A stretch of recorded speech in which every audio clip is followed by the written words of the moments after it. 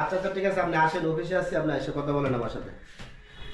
আসসালামু আলাইকুম ভাই। ওয়ালাইকুম আসসালাম। আপনি ভালো ফোন আছেন? দিছিলেন? হ্যাঁ জি জি, আমি ভাই ফোন দিছিলাম। বসেন বসেন। তো ভাই কি জন্য আসছে? বলতেছি আমার স্যালারি একটু বাইরে বাড়াইতাম। হ্যাঁ, ভালো ঠিক জায়গায় তাই কফি শপের বিষয় আছে, তারপর ক্লিনারের বিষয় আছে, অফিসেরও বিষয় আছে, ভালো ভালো কাজের বিষয় আছে। বেতন মনে করেন 60 থেকে 70,000 টাকা বেতন নেব, এক মাসের ভিতরে ভাড়া দিতে পারবেন। আপনি ঠিক জায়গায় পাসপোর্ট নিয়েছেন না? পাসপোর্ট একবার নিয়ে আইছি, পাসপোর্ট সব নিয়ে আইছি। আর আমার ছেলেরা তো বাইরে থেকে কোনো কাজ কাম করছে না, বুঝুনই তো, অনেক দিনের ফুলামা কত কিছু নেশাবানি করে। এজন্য চিন্তা ভাবনা করতেছি যে ফাড়াই তুমি বাইরে ভালো একটা কাজ দিকে দিবেন না, ভালো কাজ আমার কাছে যতগুলো বিষয় আছে সবগুলো ভালো কাজের বিষয়। আপনি কফি শপের বিষয়টা দিতে পারেন, ক্লিনারের বিষয়টা দিতে পারেন, এরপর আপনার এই যে 5 স্টার হোটেলের বিষয় আছে, যদি আপনি যে বিষয়টা চান এই বিষয়টা আমি দিতে পারবো। আচ্ছা তাহলে হোস্টেলের বিষয়টা দিলেন, হোস্টেলের বিষয় দেখা যাচ্ছে শুনলে ভালো। 5 স্টার হোটেলের বিষয়টা গেলে আপনার 6 লাখ টাকা লাগবে। 6 লাখ টাকা এক মাসের ভিতরে ফ্লাইট দিয়ে দেবো, 6 লাখ টাকা লাগবে। মানে আপনি একটু কম টম ধরে নেন, কেরে আমরা গরিব শরীফ মানুষ, পুরো বাইরে কাম কাজ করে না। 6 লাখ টাকাতে কম দিলে তো আমরা তো আমরা একটা ব্যবসা করার লাগে বসি। 6 লাখ টাকাতে কম দিলে আমার লস হয়ে যাবে। আচ্ছা ঠিক আছে, আপনি যখন বলছেন 20,000 টাকা কম রাখবেন, পাসপোর্টটা দিয়ে যান, এক মাসের ভিতরে আপনার ফ্লাইট হয়ে যাবে। 5.5 লাখ টাকা ভাই লাগেন, 5.5 লাখ টাকা। আপনার কথা তো হোক, আমার কথা তো হোক। আচ্ছা আচ্ছা ঠিক আছে, তাহলে দেন আপনার ফাইলটা দেন আর নামটা এন্ট্রি করে দেওয়া যায়। আপনি এটা পাসপোর্ট দিচ্ছেন, এক মাস পরে আমার সাথে যোগাযোগ করে আপনার ছেলের বিষয় হয়ে যাবে। হ্যাঁ ঠিক আছে, 1 মাস পরে তো দাঁড়ান, চাটা খাই যান, চা খান। আরে ভাই চা কি দরকার আছে? চা নিয়ে আসেন তো, দুইটা চা নিয়ে। ভাই করেন চাটা নিয়ে আসে চা। হ্যালো, হ্যাঁ আমি অফিসে আছি, অফিসে আপনি আসেন। কি হবে বেটা? কি ধরনের তোর বিষয়টা দিচ্ছ? ওখানে আমার বিষয়টাই বেরিয়েছে না। আরে যাইতে পারবে তো, তো পাগল হইছত কি লিগা? ভাই তার কত বেকার ঘুরু আমি। বাবা নিতা নেশা টেশা কায়া বাপের লগে কেমনে কথা কোন লাগে বুঝে না। লাখটা ফোন দিতেছি আমি। তাড়াতাড়ি ফোন দো, তাড়াতাড়ি ফোন দো। হ্যাঁ দালাল ভাই, কি অবস্থা ভাই? ভাই আমার অবস্থা ভাই আর কইেন না ভাই। আমার ছেলেটারে আপনি আজকে 6টা মাস ধরে ঘুরাইতেছেন, 6টা মাস। ছেলেটারে আমি আগে দিয়ে কইছি ছেলেটা নেশাপানি করে, আজকে এসে আমার লগে যেটা মন সেটা কইতাছে ভাই।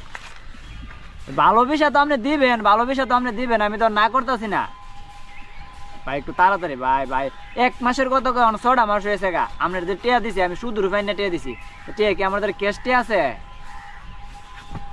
তে ভাই 1 সপ্তাহের ভিতরে ভাই ইয়া করেন। হ্যাঁ ভাই, আচ্ছা ভাই, আচ্ছা আচ্ছা। হ্যাঁ বুরান ভাই, হয়তো আপনার ছেলের বিষয় হয়ে গেছে, আপনি আসেন, অফিসে আসেন, পাসপোর্টটা টিকিটটা নিয়ে যান। মুজাহিদ করে কি? আরে তোর বিষয়গুলো হয়েছে গা, যাই। আসেন আসেন। আরে ভাই আসি ভাই, আজকে আপনার ফোনটা দেওয়াতে অনেক খুশি হইলাম ভাই। না না, আপনার ছেলের বিষয় হয়ে গেছে, আপনার ছেলের খবর ভালো, 6 মাসের ভিতরে বিষয় হয়ে গেছে। আজকে রাত্রে 11টা বাজে ফ্লাইট, আপনারা 3 ঘন্টা আগে ঢুকবেন এয়ারপোর্টের ভিতরে। এরপরে ভিতরে 3 3 ঘন্টা ঘন্টা আগে আগে ঢুকবেন, কারণ নতুন মানুষ তো, এটা চেক আউট করবো, 3 ঘন্টা আগে ঢুকতে হইব। এই ইয়া কর তো সাসারে বলো আচ্ছা ঠিক আছে, ওয়ালাইকুম আসসালাম। যাও বাতি যাও, ঠিক আছে যাও। ইয়া আল্লাহ বাঁচাইছে, আমার ছেলেটা জানে বিদের জানে যাইছে। ফোন হয়েছে গা। হ্যাঁ মুজাহিদ বাবা, কি অবস্থা তোমার? কি হইছে বাবা, তোমার কি হইছে? তোমারে ইয়া ভিসা কিতা দিছে? ইয়া সাল পরে ভিসা দিছে? তোমার না হোটেলের ভিসা দেওয়ার কথা। আচ্ছা আচ্ছা ঠিক আছে, তাহলে আমি দালালের কাছে যাইতেছি। দালালে তোমার এ ভিসা দিছে, ওখানে তোমার কাজ দিছে না? আচ্ছা আমি আজকে যাই লই দালালের কাছে। পুরা আমার ছেলের মেয়ে পাঠাইছেন, হ্যাঁ 5.5 লাখ টাকা দিছি মেয়ে, 5.5 লাখ টাকা শুধু তোমার ছেলের কি আমি খারাপ বিষয় দিছি, ভালো বিষয় দিছি? তোমার ছেলে ভিসা দিছে মেয়ে, কোসে মেয়ে হোটেলের ভিসা দিবা? তোমার ছেলে বাসা জানে না, কি করবো? হোটেলের মধ্যে বাসা জানতে হবে তো, তোমার ছেলে বাসা জানে না, আমি তো এটা বাসা জানে না, আমার কথা তোমরা হোটেলে দিছো হই না? হোটেল দিছে না, কি বিষয় দিছে? আমি তো ভালো এত বইয়া থাকে মানে স্যাম্পল করি, হ্যাঁ আর দাম দালে আর বাট করে, হ্যাঁ। আরে ভাই আমার কাছে, আমি তো বিদেশ পাঠাই দিছি, আমার কথা ছিল বিদেশ পাঠানো, আমি তো বিদেশ পাঠাইছি। আমনে কইছেন বিদেশ পাঠাবেন, 1700 রিয়াল বেতন দিব, আর ওনা আমার মধ্যে কাজ নাই, আর আমনে কইতেছেন যে কিছু নাই। বেতন তো 1700 রিয়াল, হোটেলের বিষয় দিছিলাম তো, আমার ছেলে তো বাসা জানে না, কি করবো? হোটেলের মধ্যে থাকতে পারে না, এটা আমার ছেলের দোষ, আমার দোষ নাই তো। আমি তো বিদেশ পাঠাইছি, ভালো বিষয়তে পাঠাইছি।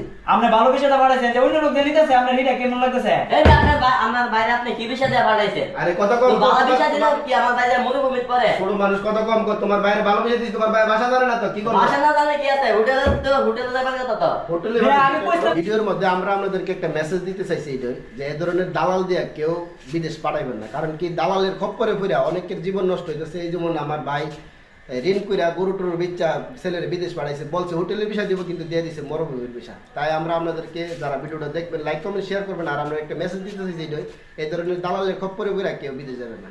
ভালো থাকবেন, দোয়া করবেন আমাদের জন্য।